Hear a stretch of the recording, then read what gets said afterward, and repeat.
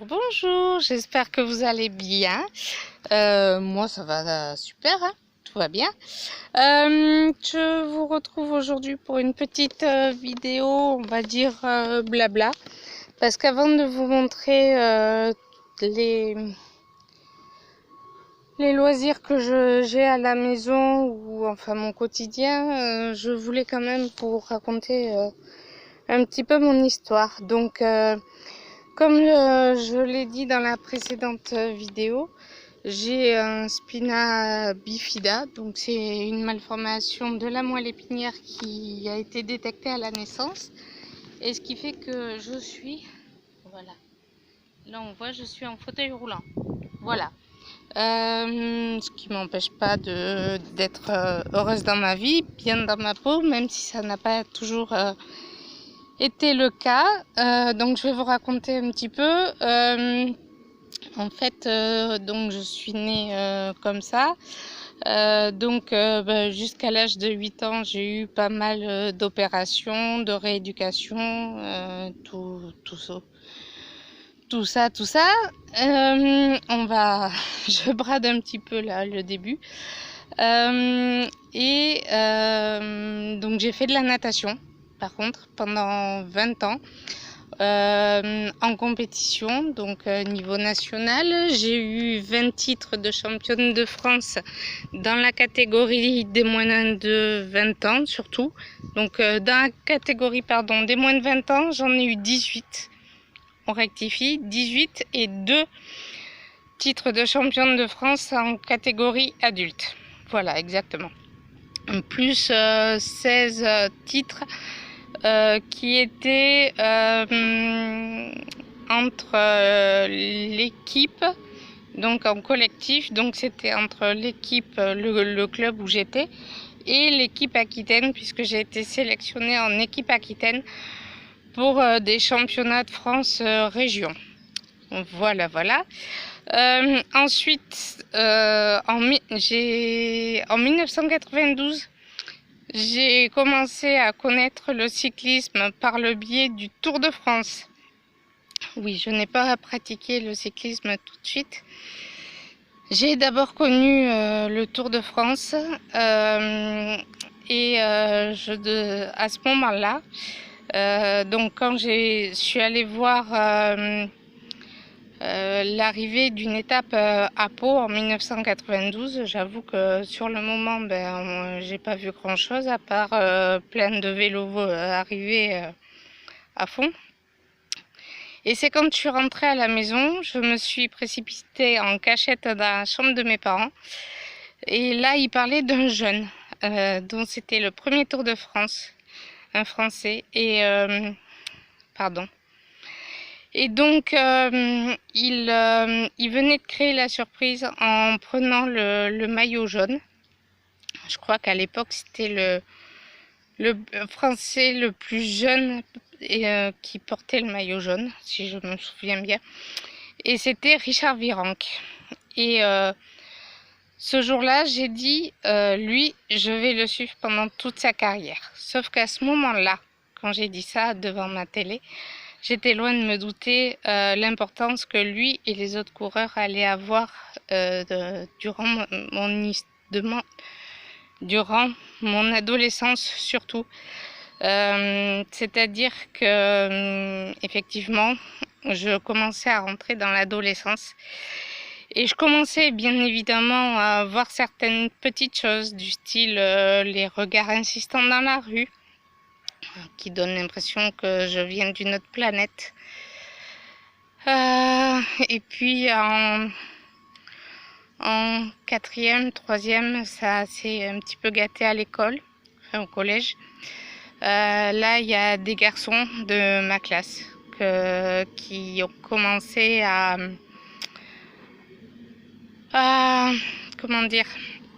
arriver par derrière. Je les voyais pas arriver.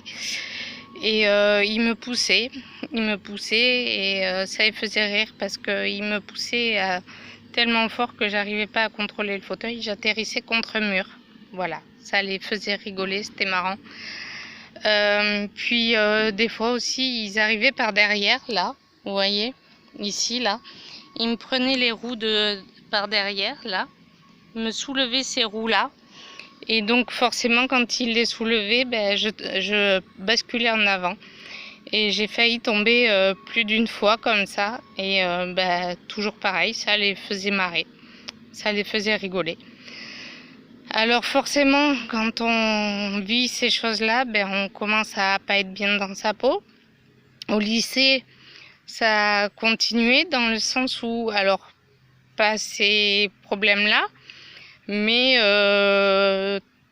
c'est plus dans le domaine, on va dire, intime, dans le sens où ben, je voyais les copines avec en couple, avec des petits amis, et puis ben, moi, il n'y a aucun garçon qui voulait sortir avec moi, parce que ben, ils avaient peur que les copains se moquent d'eux du fait de sortir avec une fille en fauteuil roulant.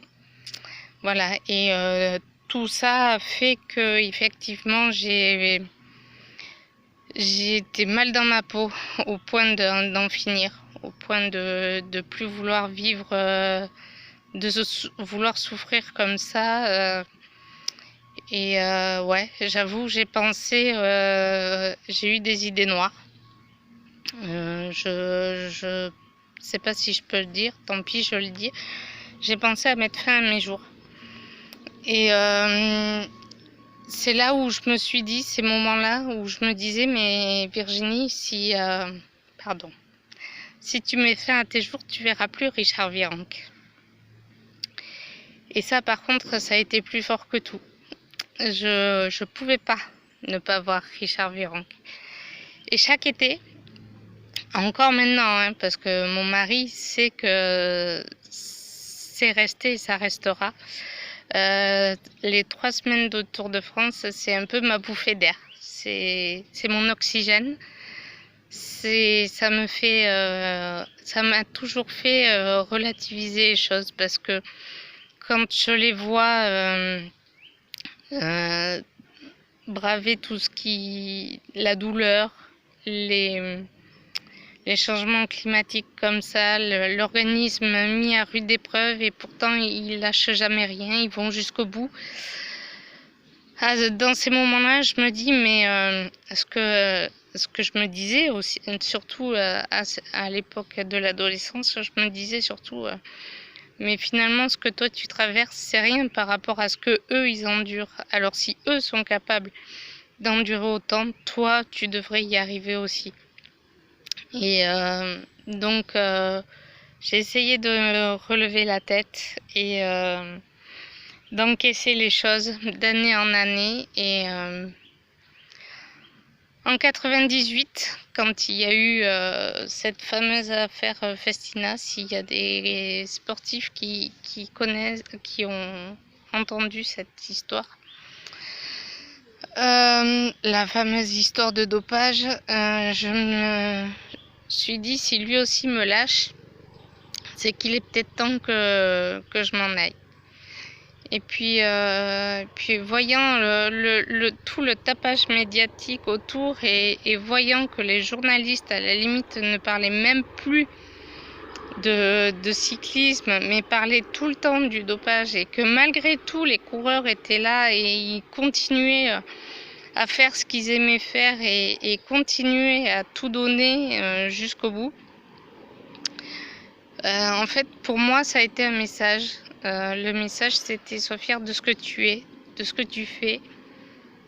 Ne baisse jamais les bras, il va toujours au bout de tes rêves. Et là, désolée, quand je parle avec le cœur, c'est... Voilà, ça donne les larmes. Et j'ai dit... devant ma télé, je me suis dit, ok les gars, j'ai compris votre message, et à partir de là maintenant, je relève la tête. Et j'ai décidé de faire de ma différence une force, grâce à eux. Et je dis toujours, même encore aujourd'hui, si je suis là, c'est grâce à eux. Je leur dois la vie en quelque sorte. Donc maintenant, quoi qu'il arrive, j'essaye... Enfin, j'essaye pas, non. Je garde le sourire. J'essaye pas.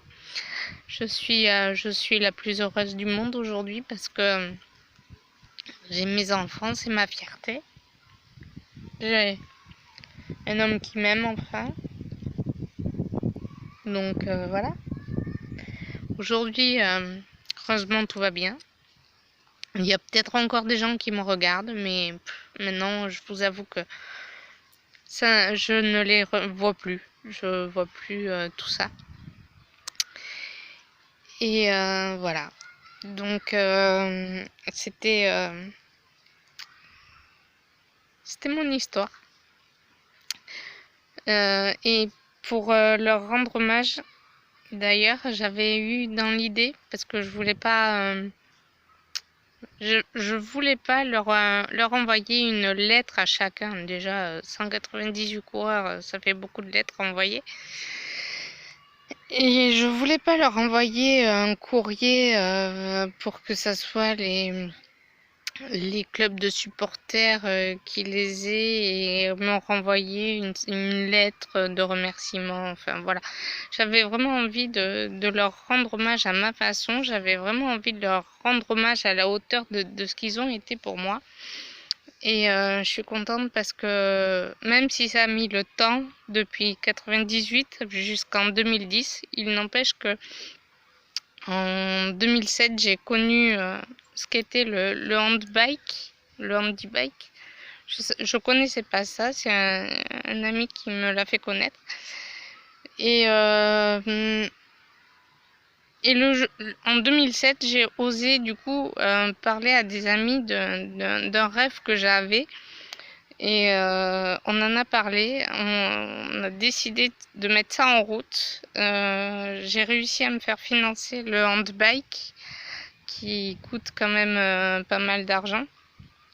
Et j'ai mis jusqu'en 2010 pour réaliser ce rêve. Je l'ai réalisé le 21 juillet 2010. C'était de faire une étape du Tour de France. J'ai fait Salis de Berne, Bordeaux. Avec ce vélo, ce handbike, c'est un vélo qui se pédale à force des bras. Voilà. Donc, je suis contente d'avoir réalisé ce rêve. Et de toute façon, vous aurez l'occasion de voir ce vélo parce que on a des projets avec mon mari puisqu'on s'est connus l'année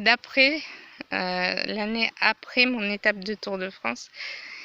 Et donc, il m'a remis, après avoir fait les enfants, il m'a remis sur le vélo. Et donc, on a des projets. Donc, cette année, on a fait l'été dernier une étape du Tour du Piémont pyrénéen.